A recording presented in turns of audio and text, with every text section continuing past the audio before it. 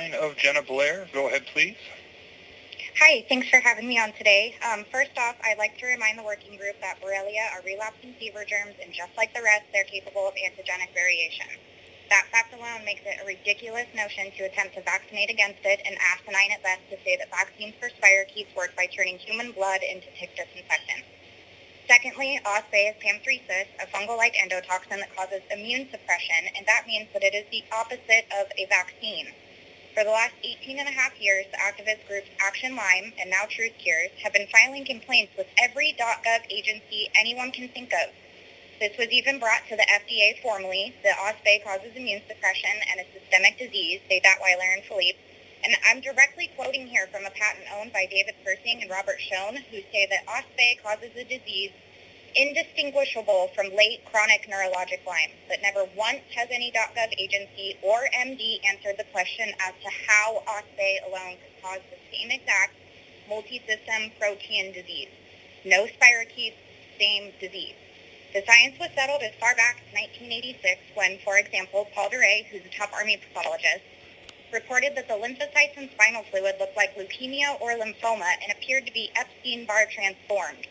Also in the 1980s, it was Alan Steer himself who reported that this was like pseudolymphoma. Gary Wormser has reported that OspA causes immune suppression 3 times now. So, do we really not know anything about relapsing fever organisms? Post-treatment Lyme disease syndrome, or chronic Lyme, or whatever you want to call it, is really an acquired immune deficiency, or what the NIH calls post-sepsis syndrome. Everyone says so. There is no question. Every subcommittee needs to be viewing the disease through the lens of this really being a B-cell AIDS. The only way forward is for HHS to admit the role of OspA as a self-disabler. OspA could never have been a vaccine. It never was, and it never will be because it is a fungal-like endotoxin. Spirochetal diseases are not easily treatable infections. They are acquired immune deficiency detonators with a cancer-like twist.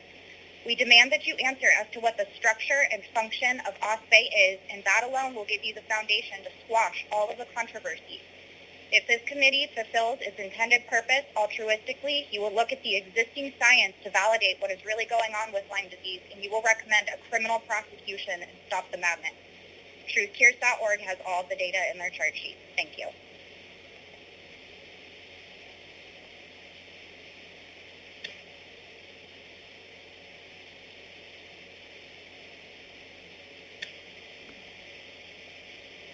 Crickets. Operator, I think we've got one more commenter. Is that true?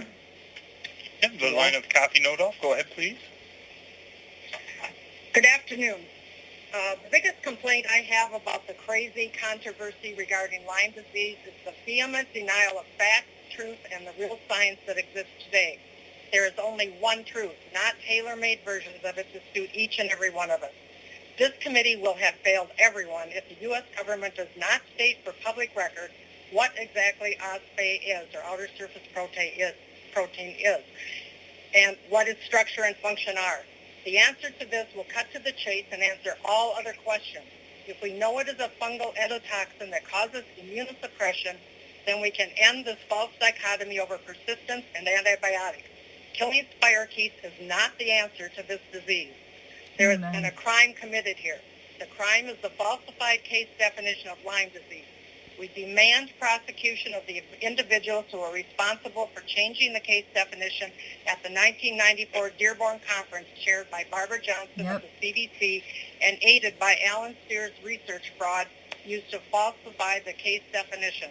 This conference facilitated the approval of the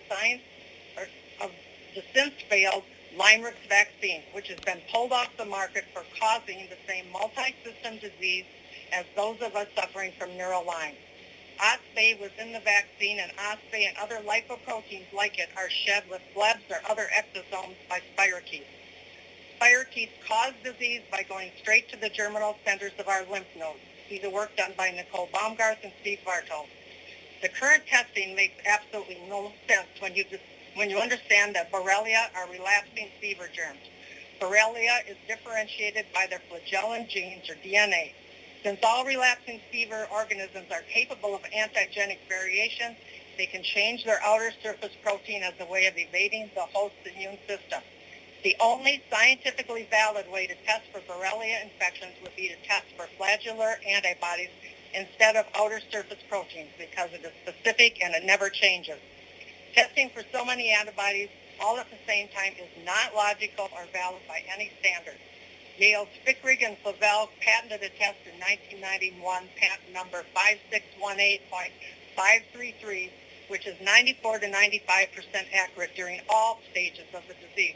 This is obviously the test that should be used. Until we get the correct definition of the disease, we will never find the cure.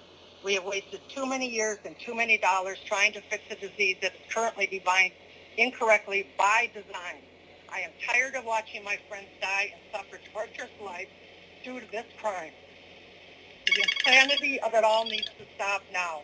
Go to truthcures.org for the scientific validation needed to prosecute this crime. Great job, Jen and Kathy. And this is Rich Walitsky again. I guess, operator, if we're able to get Gary Sweeney back on the line.